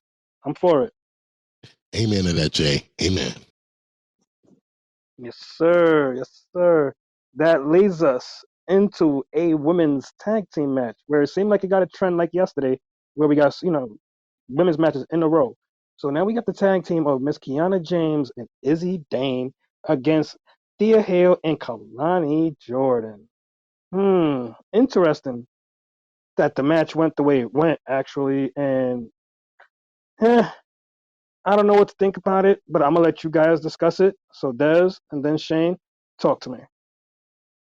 So apparently, Miss Jordan, because of her last name, was jumped backstage by somebody. We don't know who, but she was injured. So Thea was left to face Izzy and Kiana by herself until we heard a song play in the background, and it was Fallon. Fallon came out and was like, you know what? F it. I'm gonna be your tag partner. And we got a good match. It was a good match. I enjoyed the match. And I'm gonna go straight to the end of it for me. I have questions. When JC came out, like Vic said, JC stated last week that she was busy and she couldn't be there for the match with Thea, so she couldn't be a partner. But then she shows up to the match. And Jay, the chick she was with, her name is Jasmine. Jasmine Nix. Okay, again, this is NXT's fault because they they don't show names of everyone. But anyway, so yeah, they're outside the ring and they're doing what they do. They're watching, and the match gets outside. Fallon gets thrown outside. Thea's outside already, and I forget which one it was, whether it was Izzy or Kiana, but one of them was trying to hit a move, and JC pulled Fallon out the way, and Thea, who was the legal person in the match, got hit. And I'm just like, did JC do that on purpose? Like, what was that about? Was that a mistake or was that on purpose? Because that led to them losing the match. And I was so confused on that. And I'm not familiar too much with JC because again, I'm still new to the whole Chase U situation and everything of that nature. Because when I started watching NXT, when Jay pulled my arm, they weren't on it. This is 2024 stuff, and I'm just confused about it a little bit. So yeah, I have more questions than answers. Shane, what about you? Yeah, the only thing that that stood out for me was Thea, because again, to my memory, this is my first time like really seeing her fight. She got some spunk in her. Like I like her. Like she's a good fighter outside of all of this craziness and all of this depression because she got dumped. Like when she's focused and she's fighting, she's pretty good. And I'm looking forward to seeing her now that she is this. She done flipped the script now, and it's no more of that person. So now she's this. I don't know what this character is that came before I was here, but she's that character again. And she does this little victory lap around the ring. I thought she was gonna snuff one of the girls at first because she ran awfully close to them. I would have been like, okay. But she just like ran, and immediately. I don't know if you guys thought this. Immediately, for some reason, I thought of what's that crazy girl? Nikki somebody. And then she was the superhero girl, and then she yes. Nikki Cross. Yes. I don't know why she came to mind when she did that, because she seems like she's doing that same thing, because Nikki Cross was doing that same thing. One moment she's a superhero and she's happy and excited. Then the next thing you know, she's this crazy, insane chick. And then she becomes this sad and stoic, depressed girl. So it's like this Thea girl, she is all over the place with all emotions. It's like, wow, take your medicine and decide where you're going to stand. But I want to see where she goes next with this. I want to see her fight more. I see a good fighter in her. I really do. This goes into what Jay was starting to harp onto earlier in the night, but again, he was asking if Thea should go back to her crazy or whatever like that character that she was in. Jay, I don't know. From what I've been watching, I've only known Thea for what she's been on TV right now, so I don't know her for being anything else than that. So you kind of, said something that I'm not aware of. So can you please, for me and Shane, can you please explain more about the character of Thea? All I know of her is as a suck up to JC. Basically, she was a part of Chase U, and she was, their latest prodigy when they had brung her in. She came before Duke came. Duke was like the last member of the group, and then they had it added, little bit by here and there. They got them into the crowd. But with Thea, she was always the hype one because they were pushing her to be like the youngest champion ever. And she had gotten her title shot. I think when I first started talking NXT to you, she had just gotten her title shot.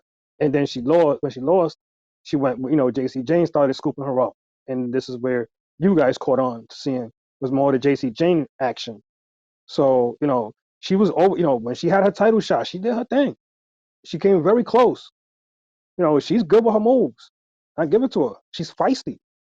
She needs a lot of amping up from the crowd to make her go apeshit. I like the fact that she got the Kimura as one of her finishes. Definitely love it.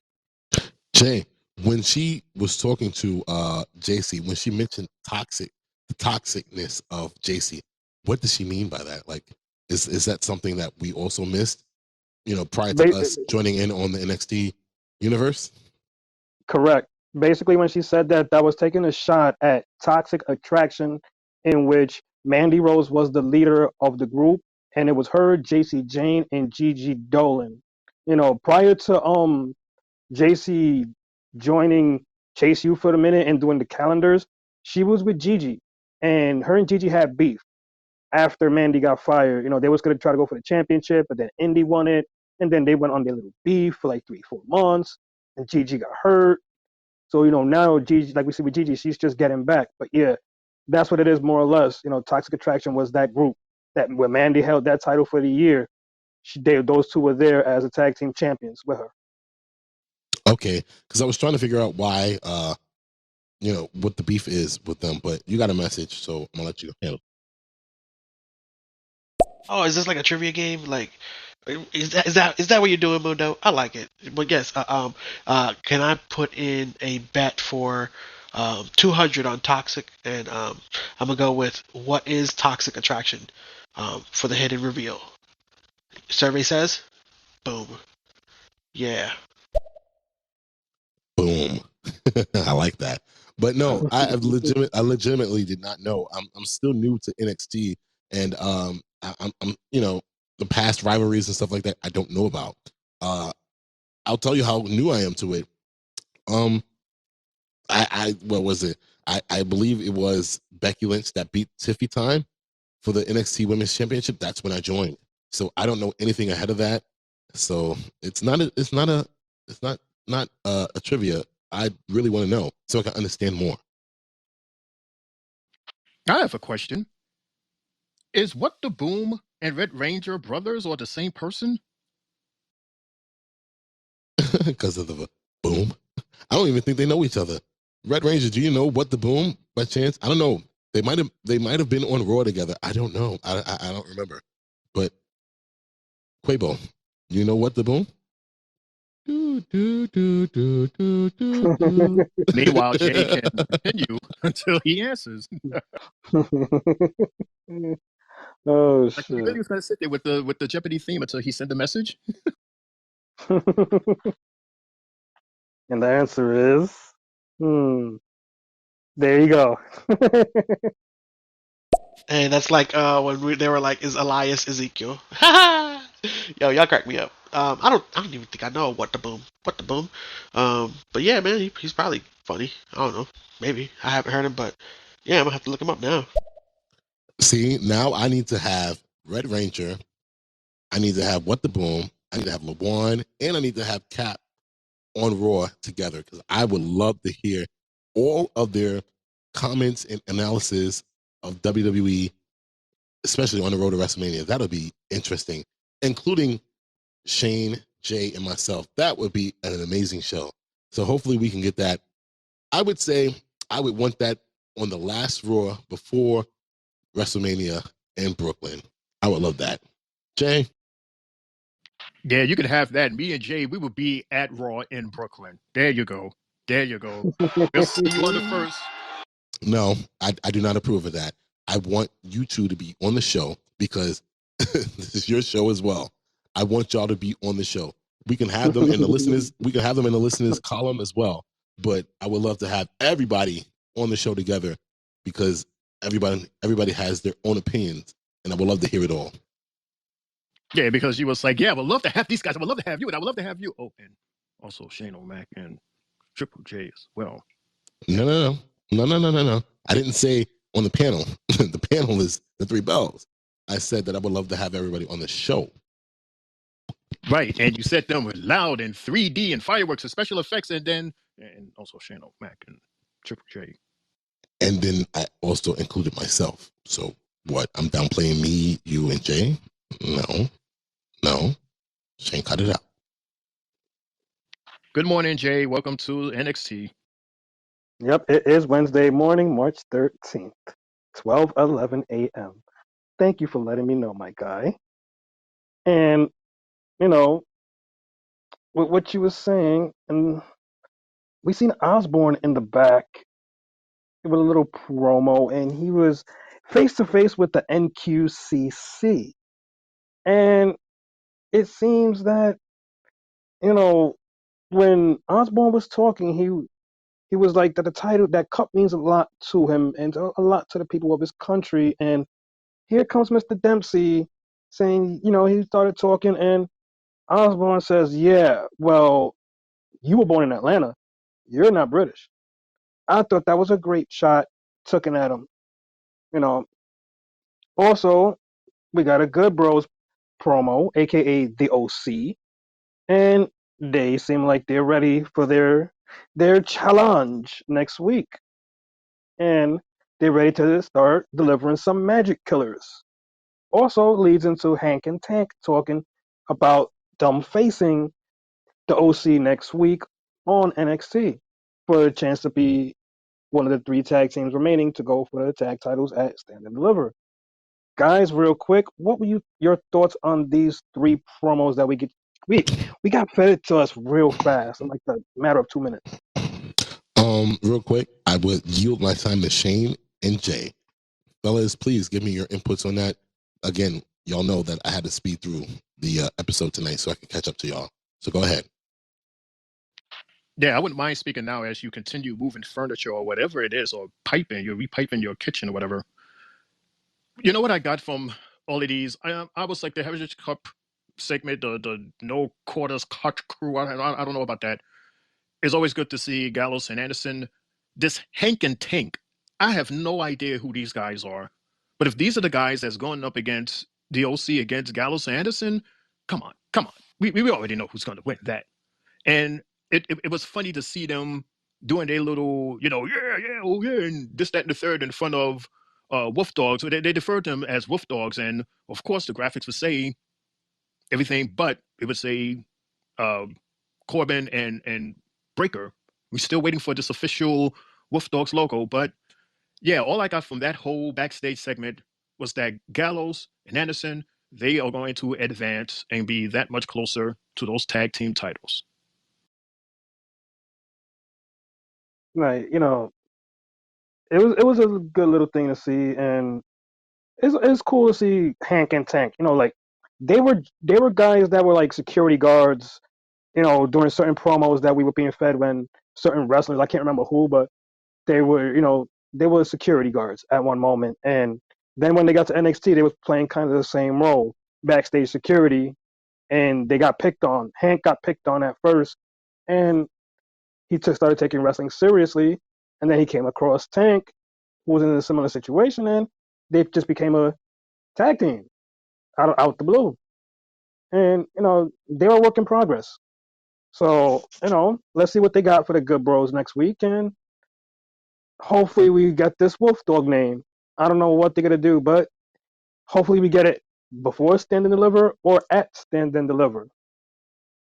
Also, this leads us into a match between Ridge the Fridge and Mr. Sean Spears, the chairman himself with the skull mask.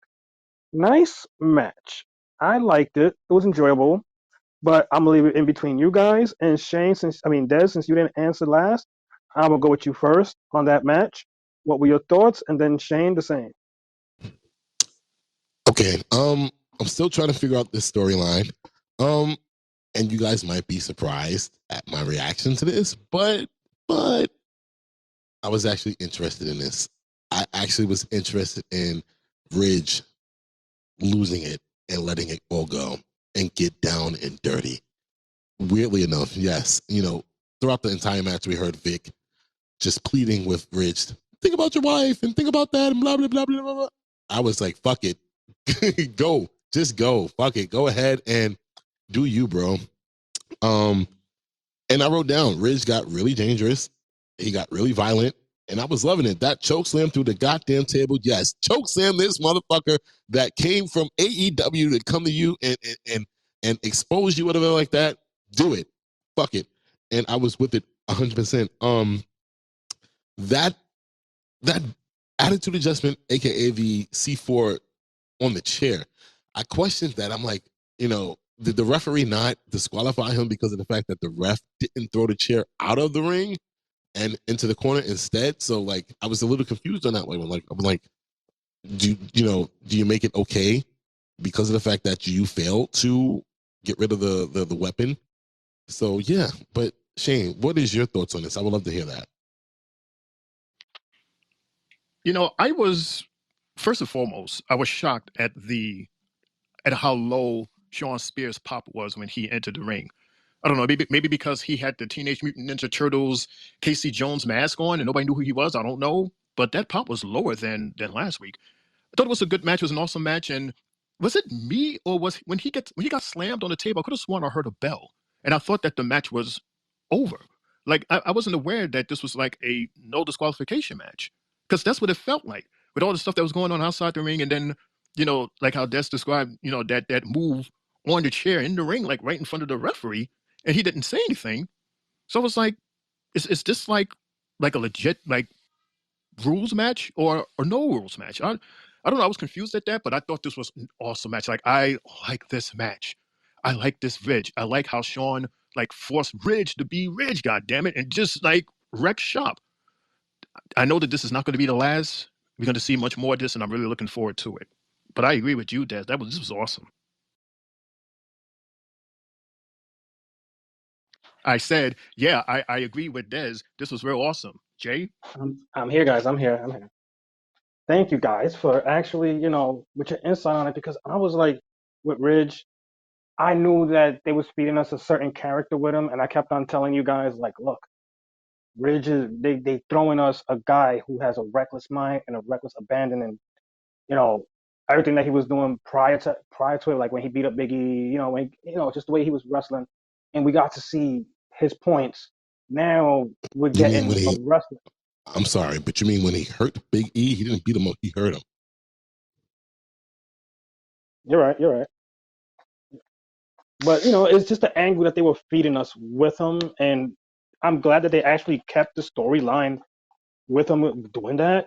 You know, and the fact that you incorporated Mr. Spears into all of this, is perfect. Because now you get to see that side of him, and it's gonna be brung out through him. So, I think actually down the line, this could be a formidable tag team after Rich finds himself. If I'm not mistaken, like I would think so. You could bring out the best in Ridge, and why not do it with a veteran like this guy? I'm all for it. I'm invested. Guys, are y'all guys invested in this? I don't know. I got to see. I got to see more. I got to be convinced that it makes sense for Ridge for him to want to team up with him. I mean, he's already given reasons to go to that dark side because he's pushing it out of him. But is that good? Was that worthy of you being a tag teamer? I don't know. Maybe, going down the line, it would probably answer that question. Because tonight already answered the question as to Sean's angle. Because I didn't get it the first time, but now I'm getting it more. So just to quickly answer, ask this question again a couple of Tuesdays from now when we see more in this story. Jay, the question was about them being a tag team? Question mark. After all is said and done, more or less. I mean, shit, that's a hell of a way to start a tag team, beating the hell out of each other. I don't know. I know, like Shane said, I got to see more. With Ridge, they got to convince me more because of my mindset and how I feel about him. And him accepting that last storyline with Gallus, promoting the fact that he hurt people. So I need to see more. Jay. Okay, I can sit back and agree with you guys on that. Let's give it a couple of more weeks, maybe another month. But that also, leads us into our Trick Williams time, guys. It's my favorite part of the night whenever he comes out. This was a nice little promo he put out there. Before you guys say any, your opinions, I just want to say one thing: the crowd wasn't the same. They wasn't overhyped the way they was last week when Trick came out. It was more of a mellow crowd to me, and I'm gonna leave it up to you two guys to talk about it. So Shane, I'm gonna go with you, and then Des. Well, the difference between last week and today, first of all, for last week, we didn't know that he was coming out. That dude came out of nowhere and cleaned house. We was all making noise. But then today, how many times did we see the graphic on the lower right-hand side that Trick was coming later tonight? What, it was 3 times that thing popped up? So it was like, okay, the first time it was like, oh, look at that, that's cool. But then it happened again and again, and we was like, okay, he's here. Yeah. So yeah, it wasn't as surprising. Maybe that's why his pop wasn't as loud, because we kind of knew that he was going to be there as opposed to last week. Yeah, I agree with Shane. He was over advertised during the show. It was just like, okay, we get it. He's here. Okay, we get it. And I think the fact that Mello wasn't there didn't help the case for Trick, and in this weird story or feud that they decided to go with Metaphor. It was just like, okay, what? Noam Dar, we get it. You lost your Heritage Cup last week, and now you want to try to steal away Trick's hype. Like, I don't get it. I honestly didn't understand it, because it's like we have a story already between Trick and Mello. So where does Noam Dar fit in all of that. It just didn't make sense to me. But that, him shooting his shot at Lash Legend and then kissing her, I was like, oh shit, what? I actually liked it. I would love to see her as his manager, but still, again, I just did not understand the whole Noam Dar piece of this. It just didn't make any sense to me. Jay?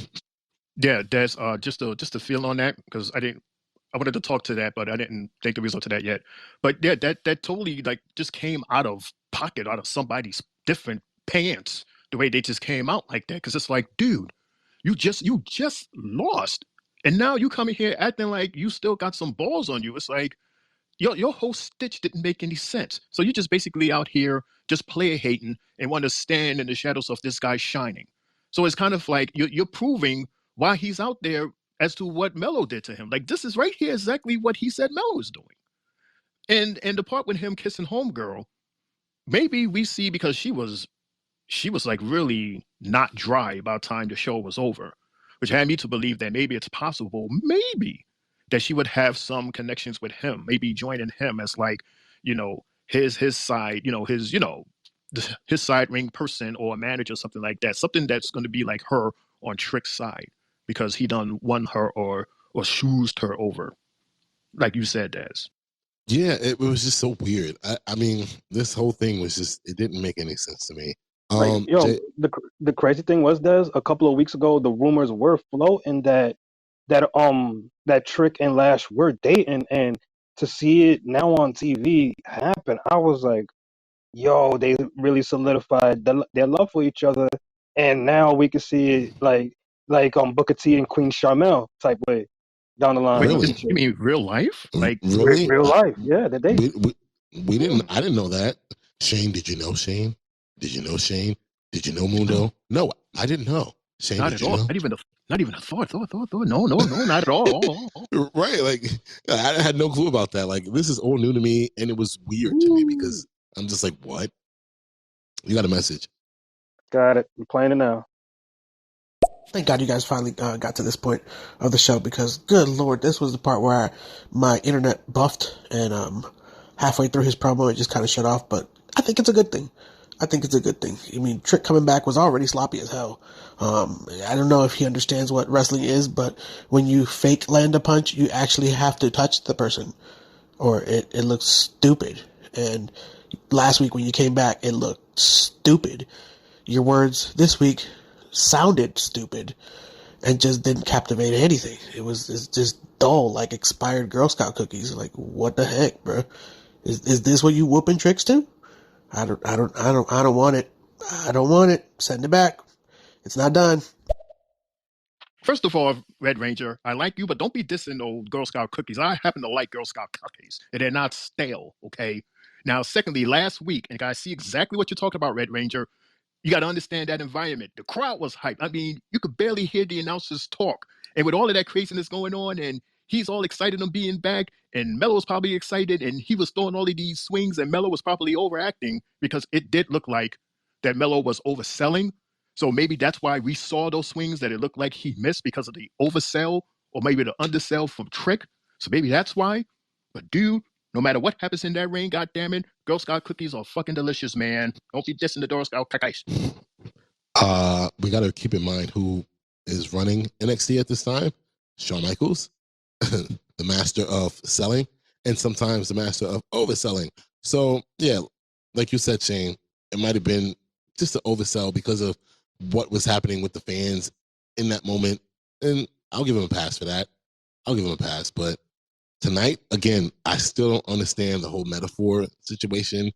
It was just weird to me. I thought that Mello was gonna show up somewhere, somehow. It was just weird. You got a message. All right, but we got to think that, remember, when Norm Dahl was in the back last week, he said he had bigger things and better things to do.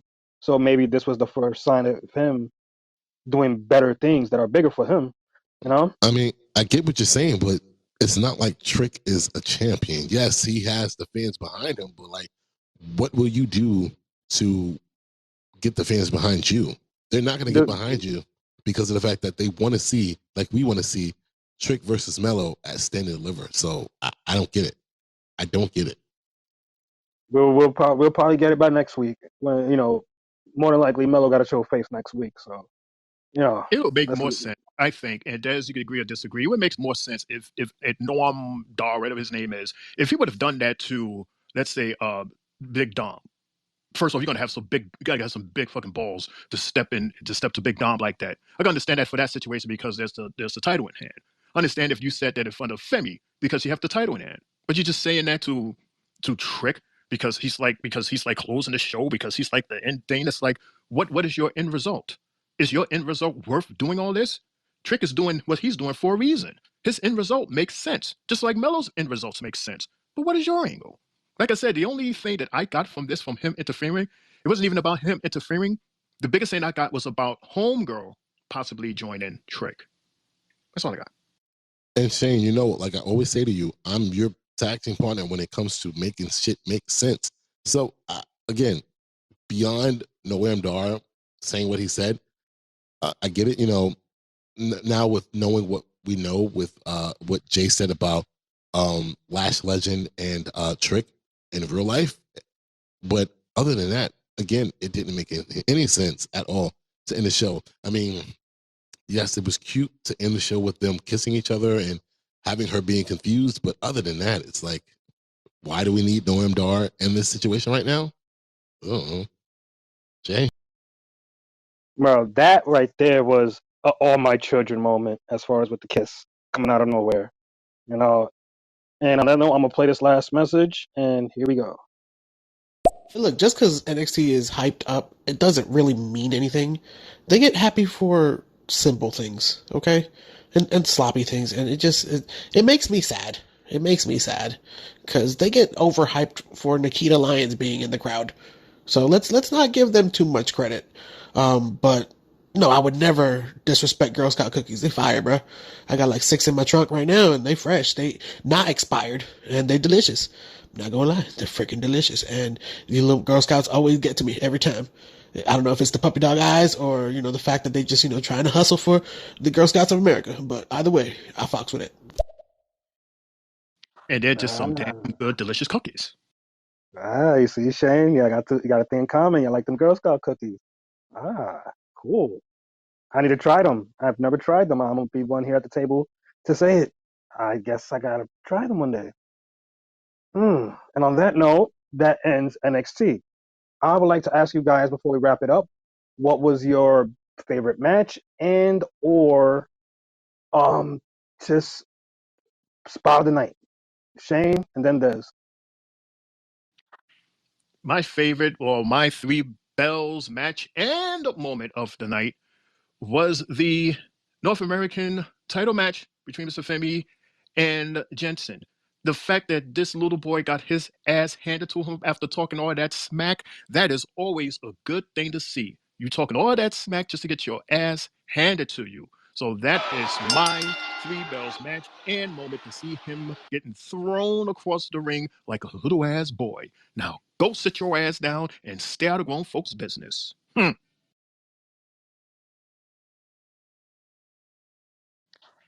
As in, I'm done.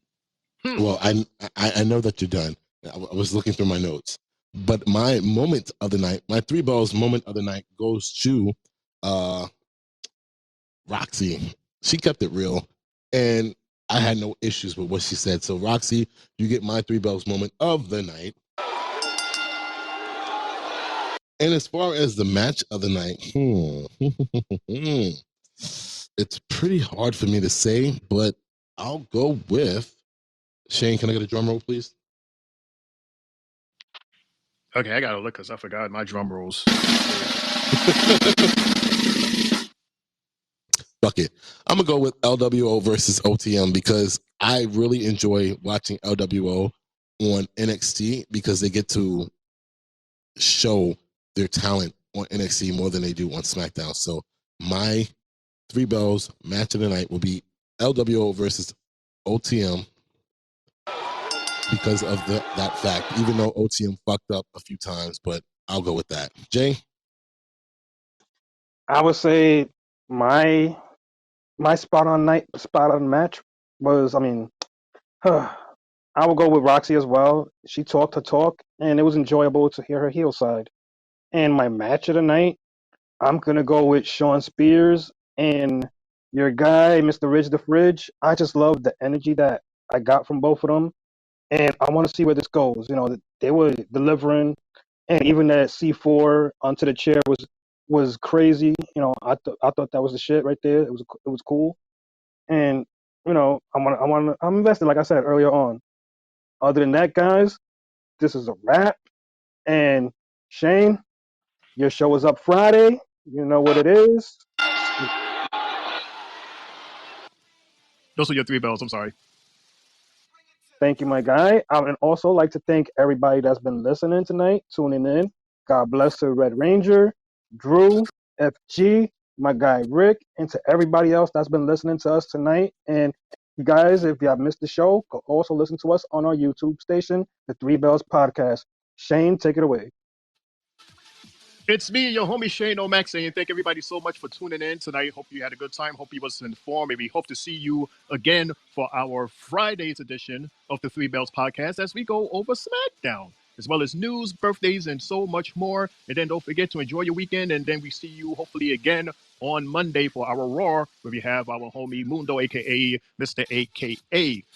From the East New York section of the Three Bells Podcast table, this is Shane O'Mac saying good fight. Good night. And as always, it's your boy Mundo, aka Mr. AKA himself. Ladies and gentlemen, once again, like he said, Shannon Mack, the next episode of the Three Bells Podcast will happen this Friday.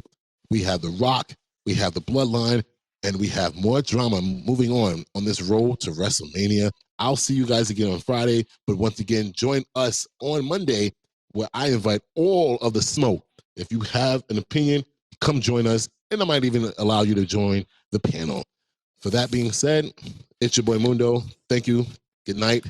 Good night.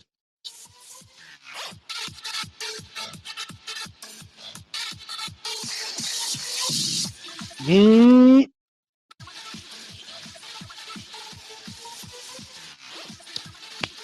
And in the words of Naomi, no yeet.